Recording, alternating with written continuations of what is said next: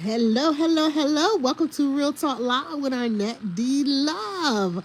I am so happy to be here with you tonight, this evening. It's still holiday time for me, and I'm still on holiday mode. And so we're going to be casual and we're just going to talk story.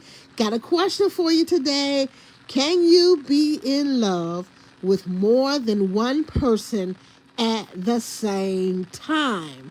I say yes, yes, yes, yes, yes, yes, you can. I truly believe that it's possible to be in love with more than one person at the same time. I'm not saying that it's morally correct. So don't judge me. Don't judge me. But I'm saying that it is possible to be in love with more than one person at the same time. So let's kick off that. When you listen to this video, I want your answers. I want your replies, your responses. I want to know why you feel that you can and why you feel that you can't. I was having this conversation with someone earlier, and I was like, there we go. That is the question for the show. Can you be in love with more than one person at the same time? I'm not saying can you love more than one person at the same time. I'm saying can you be in love with more than one person at the same time? And I say yes. And I say yes because we love different characteristics of people.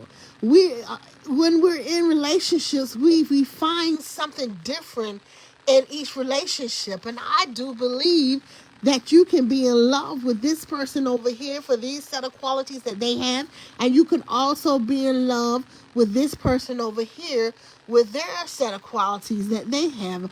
I don't see why it's so difficult for people to see that you can be in love with more than one person. Now, I'm not saying a whole gang full of people, but two people, I believe you really can be in love with two people. I don't look at it as they say in the Bible where it says if you can't have two masters, you're going to love one or hate the other. We're not talking about that. We're talking about falling in love. Falling in love. Like I said, I didn't say it was morally or morally correct. I'm not saying that. I am just saying that I believe that it is possible. So I want to know, when y'all come in and when you listen to this video, what say you? Do you believe that you can love more than one person or be in love? Because you can love a lot of people, but I'm saying, can you be in love? Can you want a relationship with both of them? Can you be in a position where you don't want to leave either one of them? You don't want to make a choice. You want both of them. I want both of y'all. I mean, can you do that? I really believe that you can.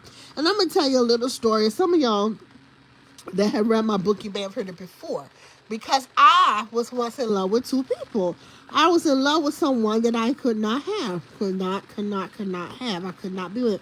I started off with him, and then things changed in their lives, which made things change in my life. And I never got over the person. But then the person that I was engaged to, I was in love with him too. And I ask myself sometimes, had the situation changed up to where the other person was available because he became unavailable? Okay, he was available when I first started seeing him. Then he became unavailable. Okay, long story. Read the book. Get the book. But you're a minister. ... And so what happened is when I started dating this other guy, and we was engaged to be married, I was in love with him. I really was. But I was also in love with the other guy. I really was. And I asked myself sometimes, had things changed with the first one, would I still been with the other one? Would I try to leave him? Would I have called off the marriage? What would I have done had the other one been available at the same time? I don't know. I really don't know. It would have been a tough choice. It probably would have been based on the fact of how everything played out. I think that would have been the determining factor, because my love for either one of them was basically the same. I know it sounds crazy, but it was basically the same. So I say you can be. I think it's very normal. Um, it's not a surprise where two people are loved by one individual, or one individual's in love with two people. But I want to know what y'all think about that, because I'm gonna have my own suggestions. I'm gonna be stuck in my own way, and I'm gonna believe what I believe in. But I want to know what y'all believe in. Can you love or be in love? Difference. Be in love with more than one person. I think it was a great topic, and when we was doing it today, we actually did not agree. We had to agree to disagree. But I want to know what the majority of people think. Can one person be in love with more than one person? And I believe that when you see one, you love them for this, these things, and when you see another one, you love them for this thing. Now, I'm not promoting anything, okay? Like polyamorous, I think that's what you call it. I'm not promoting that type of behavior. I'm just talking about basic loving someone, basic being in love, your emotions, your feelings, some things that we cannot control. A lot of times we cannot control our feelings. We cannot control who we love a lot of times, because let me tell you, we can control who we start off with. We can control who we're around. But once we're around that person, we have allowed them into our space, those feelings take over. I do believe that. Now, a lot of times we can resist the feelings. A lot of times we can fight it and say, no, I need to back off. I need some time. I need to let go for a minute. We can do that, but sometimes we can't. Have y'all ever been working and you get so close to a co-worker, so close to almost, it's like y'all married and on the job, and some people joke and say, oh, that's my workplace husband or my workplace wife, and the whole time, honestly, for some, feelings are getting entangled and getting evolved, and you end up going out for lunch together, and then possibly dinner together, and next thing you know have not only a workplace husband, workplace wife, you have a workplace relationship, and then you have gradually falling for this individual. You have feelings involved, and I mean, it has gotten serious, and this is how you end up falling in love with someone. I'm telling you, it doesn't always mean something that has to be intimate. You don't have to always be intimate. It could be the stimulation of the mind, just the conversation that you have, a person rooting you on, telling you, yeah, you can do it. Just somebody just having your back. It mixes up some emotions sometimes, and we can't help how we go from there. I really believe that. Now, I'm a hardcore type person. I do believe that I can control most of my emotions for the most part. I do. But I also understand that there are things that are beyond our control. That is why you have to be careful what you start. If you're married or that person's married, there are certain things that you can't do. There are certain things you have to refrain from doing. You don't want to be all up in this person's face every day. You don't want to be going to lunch and dinner with them every day, because there's a possibility that some emotions are going to acquire or come up and start forming that you don't need to happen. You don't need that to happen, because that person is not available physically, and shouldn't be available emotionally. And that's when you start making mistakes and bad decisions. And we're supposed to resist all that bad stuff. So sometimes it's best not to start. Like with me, I never started smoking. I never started smoking. I used to drink, but I didn't drink to where it was habit. I would drink occasionally, casual drinking. And so what I did was I would stop. When I was in Korea, I drank a little more, But right before I came home from Korea, I knew I had to be with my son. I stopped drinking altogether. I stopped drinking anything, you know. And so, and don't get me wrong, I am a wine person. I really am. But if I drink wine, it's like occasionally, twice a year. I'll say once or twice a year. I drink basically. I'll do it by myself, or I'll do it where I know I'm not going out, because I don't believe in drinking and driving at all. Under no circumstances do I believe in that.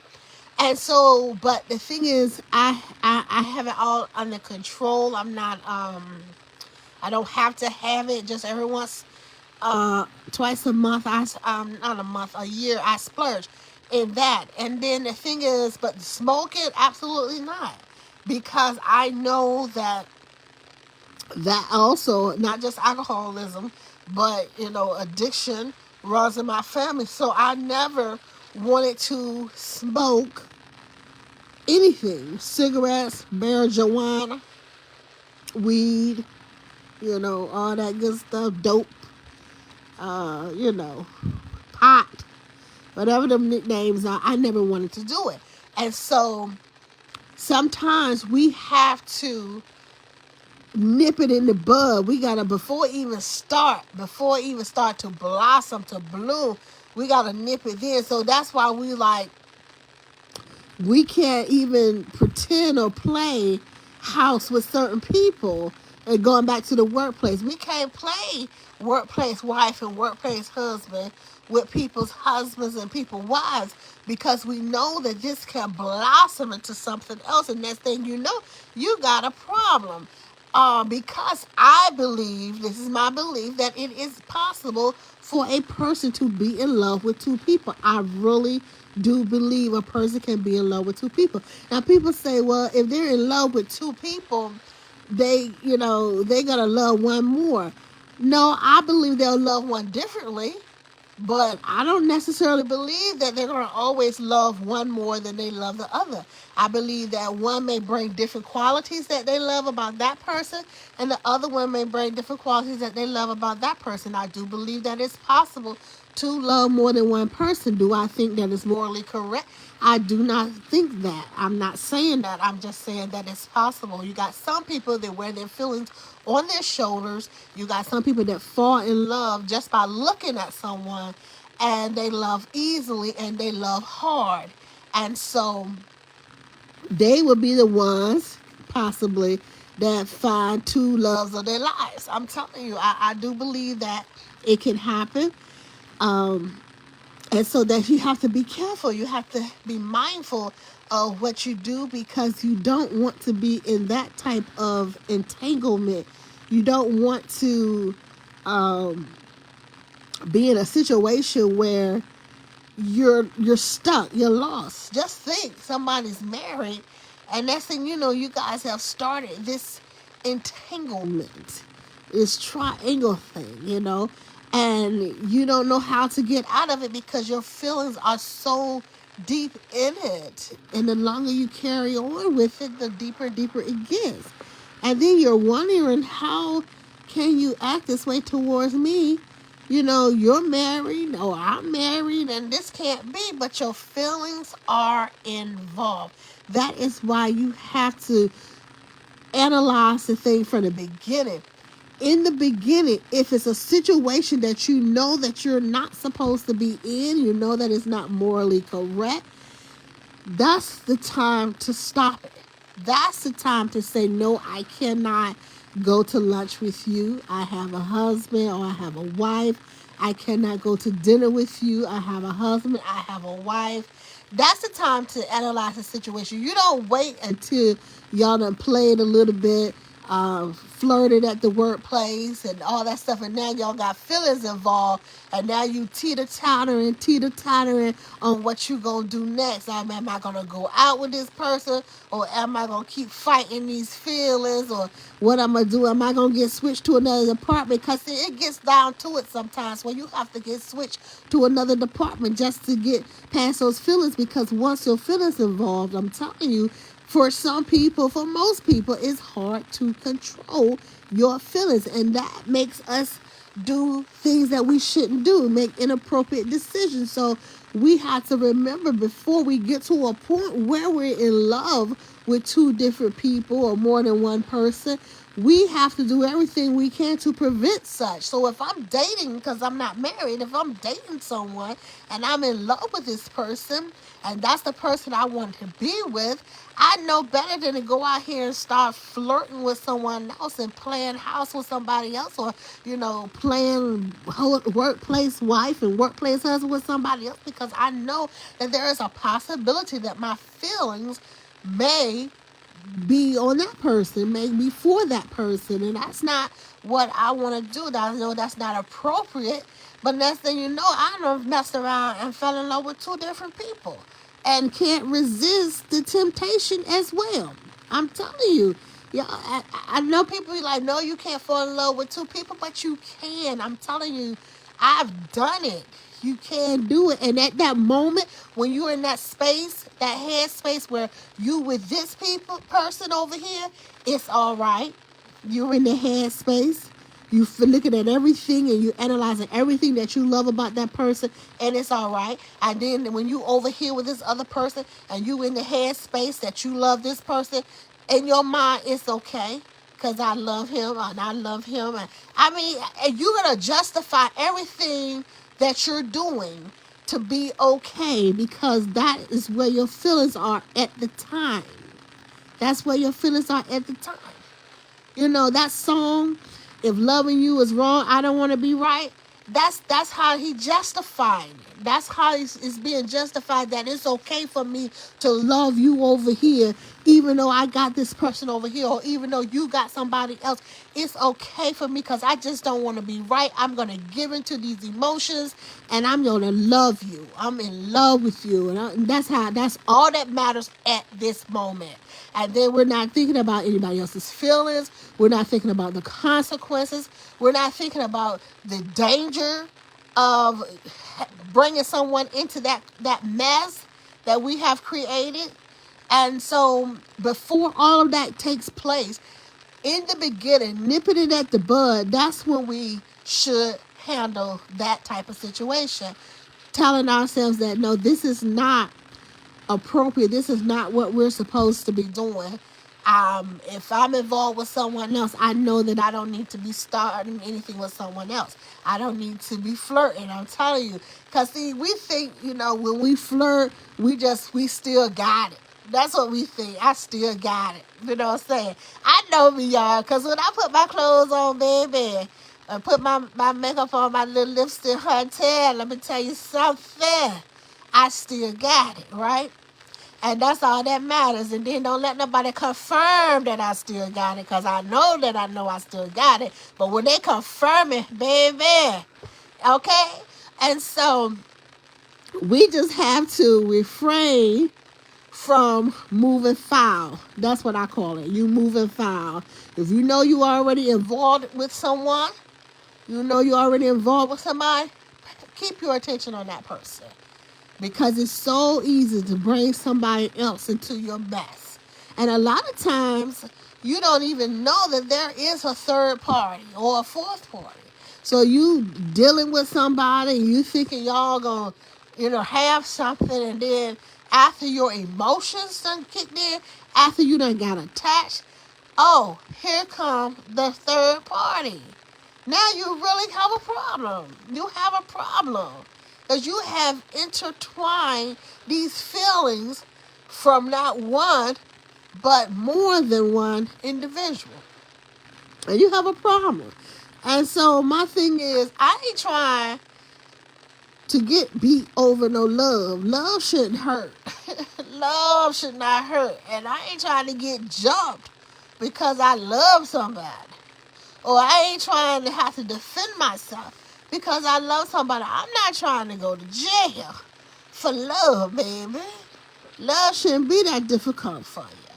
And so make sure before you fall in love that you are going down the right path, that you're not setting yourself up for any harm or, any danger or anything like that. Make sure that you are paying attention to the situation.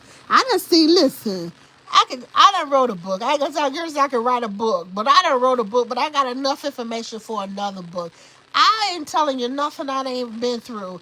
I know about work relationships. I know about no forbidden relationships.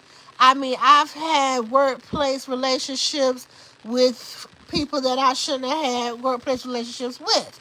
I'm going to tell you that right now, and I'm trying to explain to some of you. I don't know who this is for, but it's so easy to get entangled in that crap. I'm telling you, it's so easy. It was so bad for me one time. And just in this space, I wasn't the one that produced all the feelings.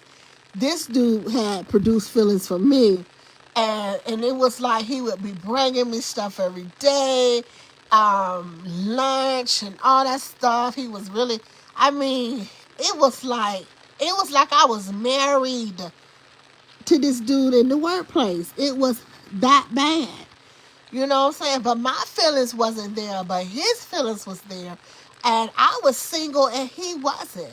And he was like talking about future plans. And I'm like, future? I can't. You an adulterer. Excuse me, y'all. But I think that was my whole thing. You an adulterer. I can't have a future with you. You know what I'm saying? And so I think that's what kept me going, right? Because I kept thinking in my mind, if you do it to her, you're going to do it to me, and it ain't going to work out this smoothly for you. I'm telling you. And so in the back of my mind, the whole relationship was, this is just something to do, you know. So I didn't have that connection like he did. But my thing is, what I didn't pay attention to is, because he had that connection, that made this relationship even more dangerous for me. Because you're talking about, I'm taking it for a joke. So suppose I was going out on dates with other men. Suppose I decided that I, was single and free to be me and wanted to go out with other people, and he was not having it, because in his eyes, I'm in love with you. I'm risking my family to be with you, to come out here and take you out and buy you jewelry and stuff like that. And you're going to play with my emotions, and you're going to play with my livelihood. You're going to play with my family. And see, I didn't realize I'm putting myself in danger. So we have to remember that as well when we start these different little relationships and stuff. We have to analyze the situation, you know what I'm saying? Because we could actually really be harming or bringing harm to ourselves. I know I'm transparent. I don't nothing I've done in my life that I'm ashamed of, because I'm going to use it as a learning tool. And I'm telling y'all right now, be careful, those of you who are out here playing these games with these married people, thinking that because they married, they're not supposed to have any feelings, any kind of connection to another relationship. That is not so. They will fall in love with you, and they will hurt you because you are playing with them. I'm telling you, they don't care at that moment that they got something at home waiting for them. The thing is, you have bruised my ego. You have played with me. I have risked everything that I have built and worked for you, and you out here doing any and everything you want to do. I'm telling y'all what I know. I'm telling you.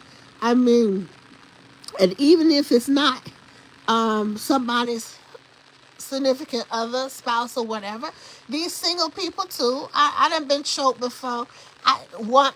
I've been choked one time, and I've been hit in the chest one time, right?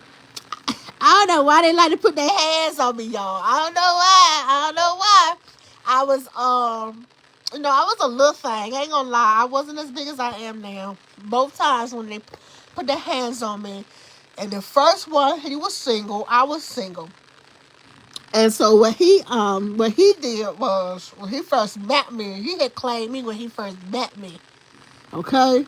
And so that was a little dangerous anyway, when he was like, I'm going to make you mine. You going to be mine. And I'm thinking, I'm the hot stuff, I ain't thinking that of it, but that was a red flag. Be very careful with that, y'all. Be very careful when somebody tell you they're going to make you theirs, and they don't know you from Eve or Adam, whatever, be very careful. See, I should have took that as a red flag, but I didn't. I'm just laughing and giggling and, thinking that I'm fine and all that stuff, which I was, but I should have been like trying to get out of Dodge. So when he did, date me and all that stuff, what my grandmama would call courting, when we started courting, come to find out, he was the type of person that he had plenty women, and all of his women followed suit. They didn't cheat. They didn't have other men. They didn't do none of that. None of that. You know what I'm saying? They did what he said. Okay, crazy. But I'm going to tell you how crazy it was. He invited me to a party. And he told me it was a costume party. It was Halloween. And he asked me to dress up like a French maid. And that was right up my alley during that time. I went and found a real nice French maid outfit. I ain't talking about one of them cheap ones either. I'm talking about, it was bad. Had my heels on. I was bad, y'all. Had my little duster and everything. So I go up in the party with the French maid outfit on. I look across the room. There's another French maid, right? So I perused the house, and I realized that there are nothing but women in this house. It was just women in the house, okay? And so that raised my eyebrows. That was another red flag. So I'm in the room with everybody dancing, the music's playing and stuff like that. Now, he done took my keys. He done took my coat. He done took all of my stuff and put my stuff in the back room because I guess I was supposed to be staying after the party, okay? And so all the lights and stuff are out at the party. So I'm looking for him, right? Some said, I walked into the room. Some said, flip the light on. I flipped the light on, and he in the party kissing some other woman. And I'm like, oh, baby, let me tell you something. I shot through that party, through that line where they were all dancing, found my coat and my keys, and I jetted to the door. He came running behind me. And was like, what are you doing? Where you going? I said, you invited me to a party with all of your women. And he was like, no, it's not like that. It's not like that. I said, I'm about to go. I said, and this is done. We done, right? This bro said, no, we're not done. We are not finished. He said, now you can go ahead home tonight, but I'm going to call you tomorrow. Listen, y'all, I thought that I had done a clean break, but I didn't know that old boy was serious and mentally ill, okay? So the next day, he was calling, early in the morning, way early in the morning. And he had a whole bunch of explaining to do and all this stuff. And, I was like, no, we done. I don't want nothing to do with you. I couldn't go to the club. I tried to go to the NCO club. He was waiting at the NCO club because he knew the manager. So I went in the club, me and my cousin, God rest her soul. We went in the club. He pushed me in this room. It was like a boiler room. It was empty. Nothing. Just pipes in it. And he was like, I'm going to be watching you tonight. And I'm telling you, if I can't have you, ain't nobody else gonna have you. I better not see nobody all up in your face and all. And now I was 5'3.5". This dude was like, I know he was every bit of 6'4", 6'5", something like that. Okay, so he was really tall, and so he was like, I better not see nobody in your face. I better not see. I'm telling you. And I was like, can I please go?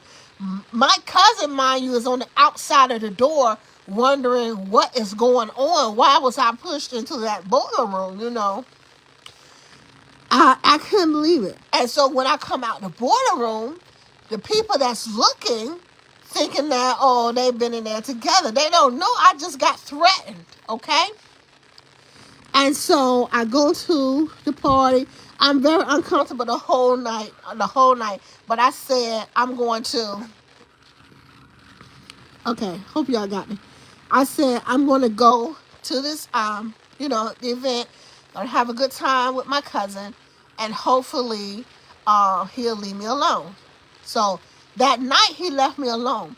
I said the next business day I'm going to his office and I'm gonna talk to him because he gonna have to leave me alone. As soon as I go in his office, the first thing he said is, I don't want to hear it. If I can't have you, nobody gonna have you, and I'm not playing with you. He was like, you think I'm playing, don't you? You think I'm playing, but I'm telling you I'm not playing with you. That's how he was talking to me. And I'm like, hold up. I've always been the one in control. Right now, I'm spiraling. I'm spiraling because I can't reason with this dude. I'm telling you, y'all. And so what happened, I'm in school, and I meet some friends in school, and they come to my house because my house is the local house, okay? He comes to my house. Okay, so he comes to my house because my house is the local house. And so what happens is they bring somebody to my house for me. And now I didn't ask for to be coupled off in my house. I just let them come over, drink some wine coolers, and, have a little fun. They brought somebody for me. And so what happened is this guy called me. The one I told you that said that if he couldn't have me, nobody would. This guy called me. He said, what are you doing? I said, I got some friends from class over. He said, get rid of them. Do what he told me. In my house, where I pay rent. He said, get rid of them. And I was like, you can't tell me what to do. This is my house. He said, okay, I tell you what, I'll be there in a few minutes. Y'all, I thought he was lying. So I went back in there, being the hostess, the good hostess and stuff like that. Baby, let me tell you, I got a knock at the door, a firm knock at the door, knock, knock, knock, knock, right? I didn't have a screen or anything on my door. It was just a door. You walk in, baby. When he knocked on the door, I opened the door. He walked in like he walked over me. And he looked, and at that time, he was taking his little reconnaissance, okay? He counted everybody and did. He said, let me talk to you in the kitchen. He shut the front door. He said, let me talk to you in the kitchen. So we go in the kitchen. And he says, you think I'm crazy? He's like, I told you to get rid of them, and y'all in here coupled off. And I was like, listen, I don't have to get rid. And next thing I know, I was up against that wall, choking, feet dangling, okay?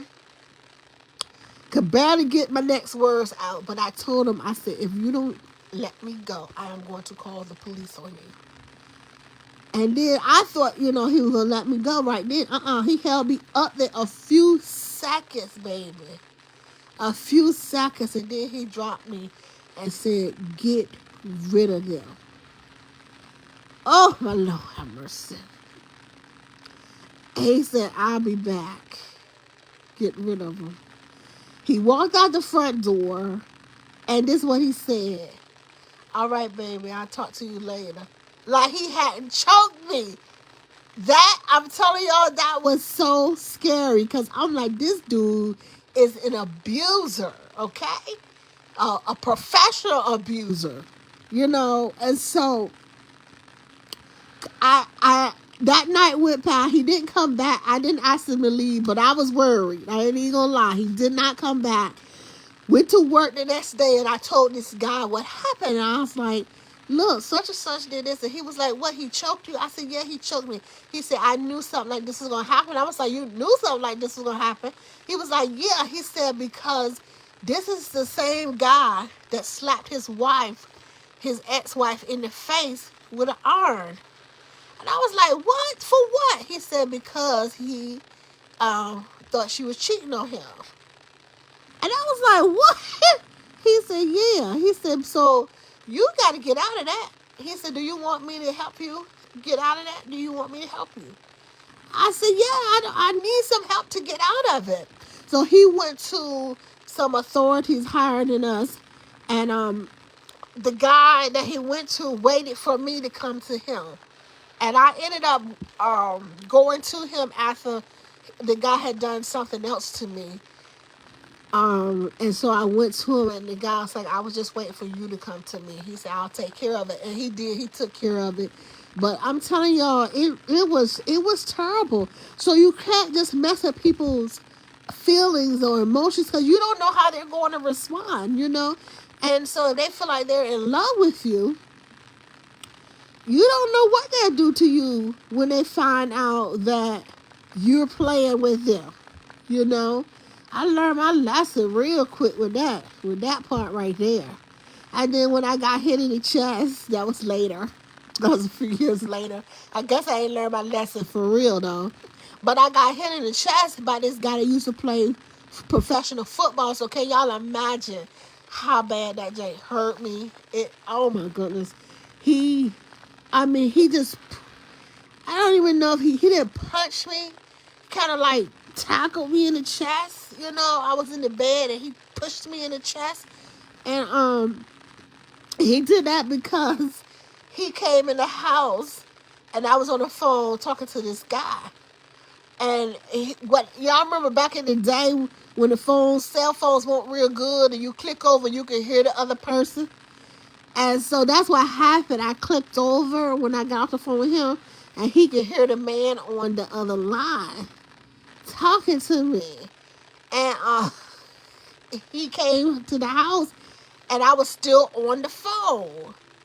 And, he lost it. He was like, you on the phone talking to another N-word? And I'm like, I'm just talking. I have friends and all that stuff. And he was like, do you know what I've done for you? And, what have you done for me? My goodness. You know what I'm saying? And, baby, he hit me in my daggone chest. Woo! That thing hurt so bad, I couldn't do nothing but reach for my gun. I tried to find it, but I had moved it. And by the time I jumped up to get it, he was going out that door because he knew what was next. I'm telling you, the Lord saved me, and the Lord saved him. And that's the end of that story. But yes, twice, because of feelings, because of people's emotions, I would say I had hands put on me because of the feelings. And so can you imagine when somebody think they're in love with you and, they act like that, they can't control themselves? That's a possibility of, you getting hurt. So gotta be careful in what you do and how you handle these situations, how you handle these relationships. Because I truly believe that a person can be in love with more than one person at a time. I truly believe also that a sense of love can be escalated.